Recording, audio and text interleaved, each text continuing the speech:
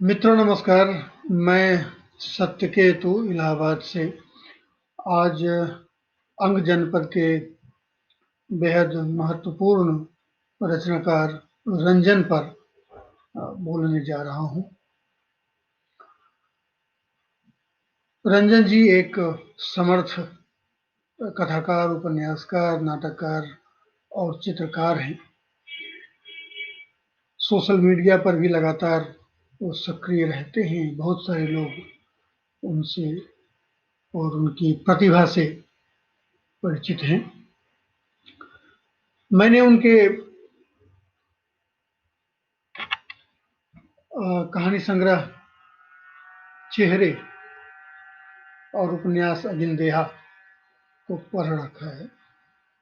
तीसरी पुस्तक जो मेरे पास है उनकी, कुंवर नटवा दयाल, यह अंग प्रदेश की एक लोक गाथा कमला मैया पर आधारित है, जिसमें प्रमुख पात्र कुंवर नटवा दयाल और बहुरा गोढ़िन हैं। इन्हीं दोनों के बीच के द्वंद्व पर आधारित यह लोक गाथा है, जिसे बहुतायत में गाया, सुना और मंचित किया जाता है। कुंवर नटवा दयाल का ये वर्तमान स्वरूप जिसे रंजन जी ने रचा है, इसका रूप औपन्यासिक है और तकरीबन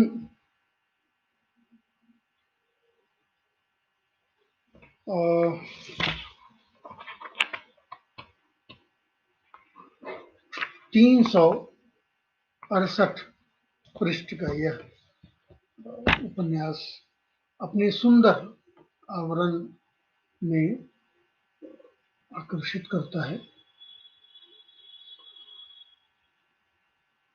इसकी उपादेयता इस वजह से भी है कि पिछले कुछ वर्षों में आंध्र प्रदेश में प्रचलित लोक गाथाओं पर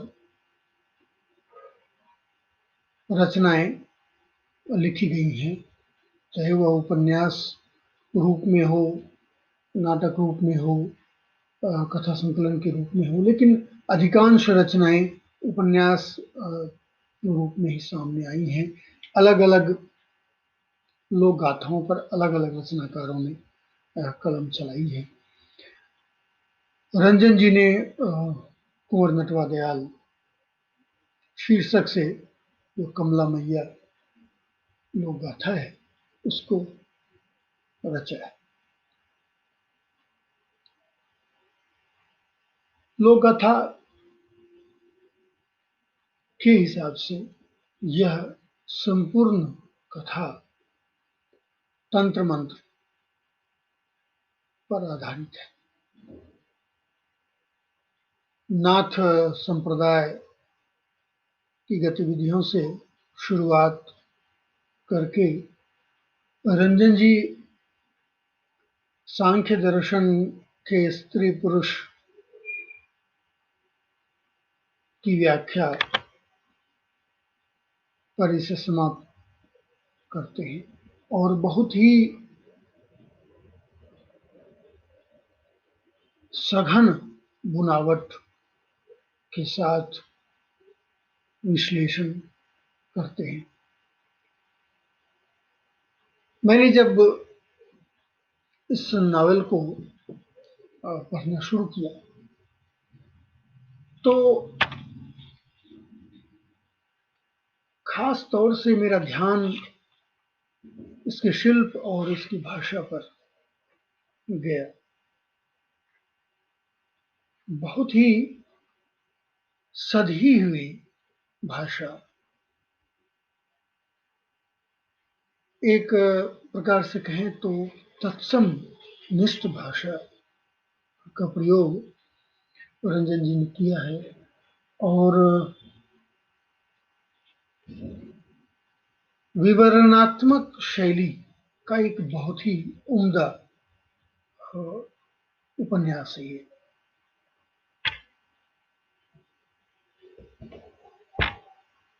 भागलपुर जो पूर्व में आंध्र प्रदेश के नाम से जाना जाता था, में प्रचलित लोक गाथाओं में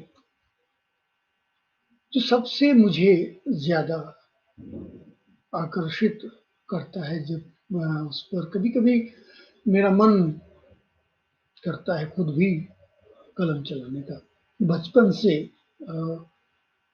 जब से सुना है वो अंकित है मेरे मस्तिष्क में, वो है शीत बसंत की कथा। हाल ही में पता चला कि कुंदन अमिताभ ने शीत बसंत पर एक कृति लिखी है। मुझे जिज्ञासा है उस कृति को देखने और पढ़ने की। खैर, जब वो उपस्थित होगा तब उसकी भी जो संरचना है मेरे मस्तिष्क में वो थोड़ी अलग है। कुंवर नटवरदयाल की एक पंक्ति जो बहुत ही बढ़िया आखिर में ये है कि सेनापति की आंख लौट आई थी।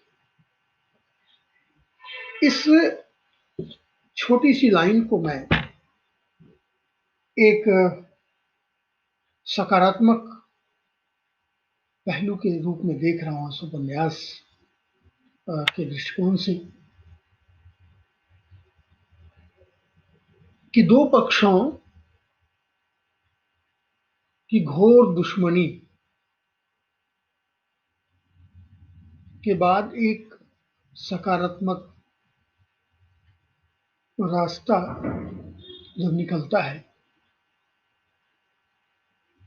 तो फिर एक नया माहौल तैयार होता है। बखरी, सलोना और उसके आसपास के इलाकों के लिए, उसके लिए एक परफेक्ट पंक्ति लिखी है रंजन जी ने। सेनापति की आंख लौट आई थी।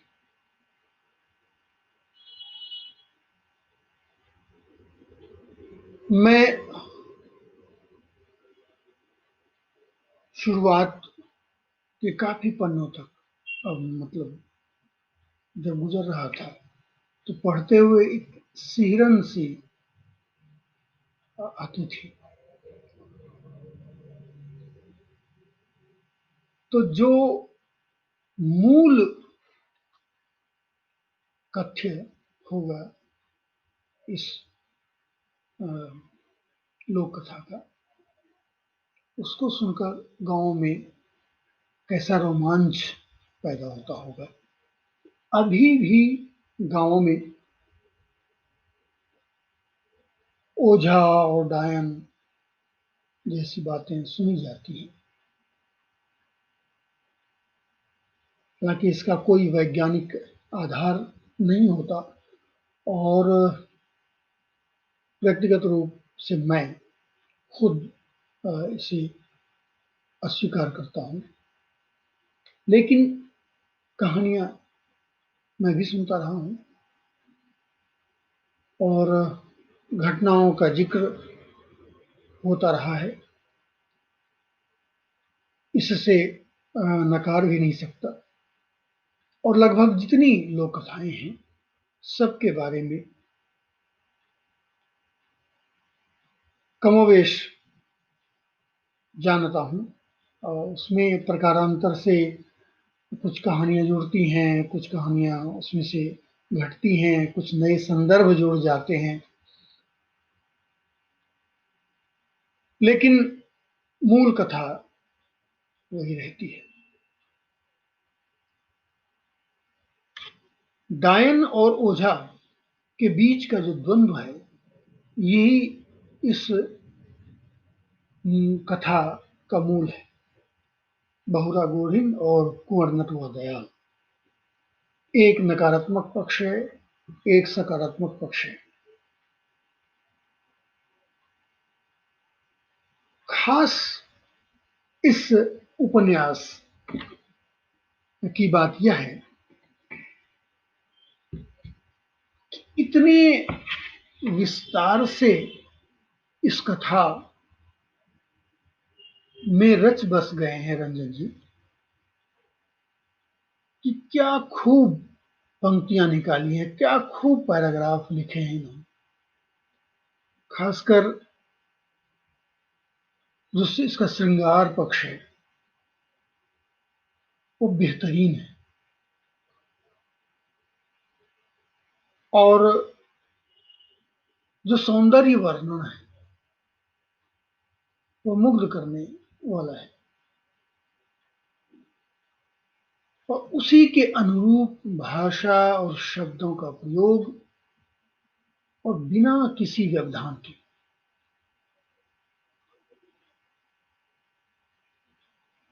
संवाद शैली अद्भुत, बांधे रखने वाली शैली है। कोई बढ़िया स्क्रिप्ट राइटर हो तो बेहतरीन पटकथा लिख सकता है, और एपिसोड दर एपिसोड इसमें रंजन जी ने कोई कोर कसर नहीं छोड़ी है, और किसी दूसरे पक्ष के लिए जो इस पर काम कर सकता है बहुत कम मेहनत छोड़ रखी है। अधिकांश काम रंजन जी ने खुद कर दिया है। इसके बनावट, बुनावट, शिल्प, कथ्य, भाषा, इसकी प्रभावशीलता, सब कुछ इन्होंने एक सुगठित नॉवेल तैयार किया है।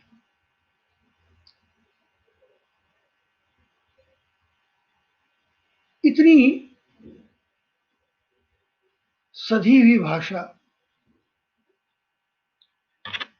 और सधे हुए शिल्प के रचयिता से उम्मीद की जा सकती है कि वह भविष्य में एक बेहतर और कई रचनाएं साहित्य को प्रदान करेंगे, जिसमें कि सामाजिक, राजनीतिक और सांस्कृतिक पहलू की प्रधानता होगी। मैं इनके पात्रों से गुजरते हुए पाया कि संगीत और श्रृंगार का कितना अधिक ज्ञान है रंजन जी के पास, और खासकर तंत्र साधना, तंत्र साधना की इतनी विशद व्याख्या इन्होंने की है हतप्रभु में। और आखिर में जब ये स्त्री पुरुष के संबंध की व्याख्या करते हैं अपने पात्रों के माध्यम से, तो सांख्य दर्शन अपने साक्षात रूप में सामने दिखाई देता है, जिसका कि पूरा आधार ही पुरुष और प्रकृति की थ्योरी पर आधारित है। उसका काफी इन्होंने वर्णन किया है। नाथ संप्रदाय भी बिहार के अंचलों में और पूर्वांचल में काफी लोकप्रिय है और खूब सुना जाता है।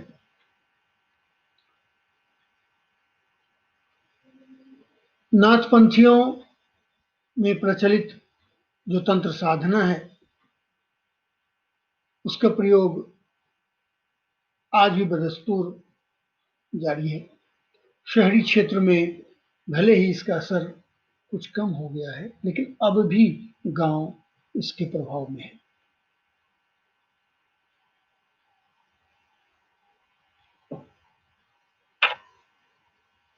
एक बात जो आज के दौर के हिसाब से मैं कहना चाहता हूं कि स्त्री का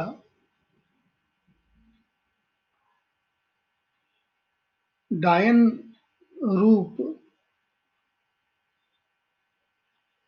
जो समाज में प्रचलित है या आरोपित है, उसे कम किया जाना चाहिए और यह रचनाकार का दायित्व बनता है कि ओझा पुरुष ही क्यों, स्त्री क्यों नहीं, और डायन पुरुष भी तो हो सकता है, स्त्री पर ही क्यों थोपा जाता है यह आरोप। इस ओर भी ध्यान देने की जरूरत है। स्त्री विमर्श के इस समय में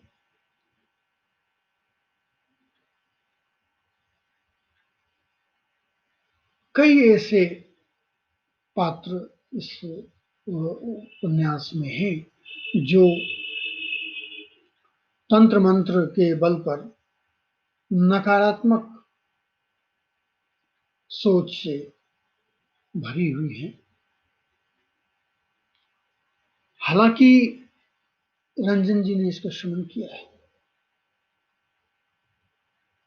और एक नए संबंध के साथ उस ग्रुप का समर्पण भी दिखाया है एक तरह से, और विजय ओझा पक्ष का ही हुआ।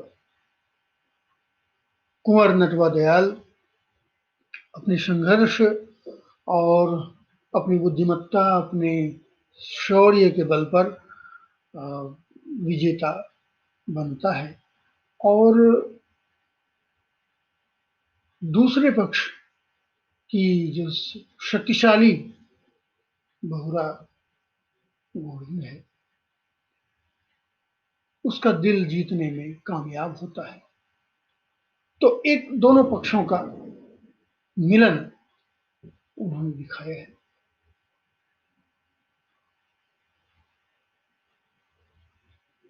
लेकिन विजेता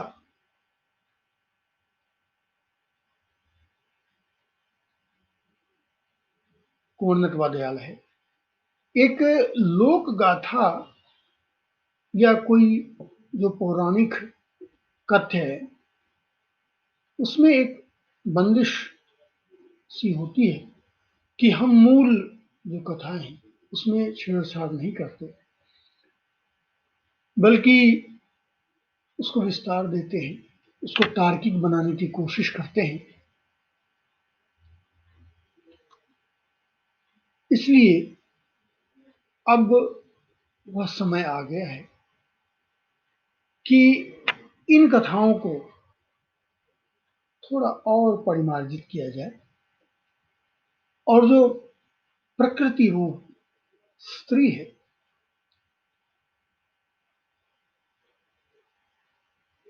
उसका सम्मान पक्ष थोड़ा और मजबूत किया जाए। आखिर में इसके बावजूद कि लेखक ने दोनों पक्षों को मिलाने की कोशिश की है, बल्कि मिला ही दिया है, लेकिन तब भी कुंवर नटवा दयाल खुद को विजेता साबित करते हैं और अपनी व्याख्या से पुरुष को प्रकृति पर श्रेष्ठ बताते हैं। यह श्रेष्ठता बोध जो पुरुष में है, जिसकी वजह से आज भी हमारा दूसरा पक्ष उस तरह विकसित नहीं हो पा रहा है जिस तरह होना चाहिए, तो ये हम रचनाकारों का दायित्व तो बनता है कि हम दोनों ही पक्ष को समभाव के साथ परिभाषित करें और एक नया वितान तैयार करें।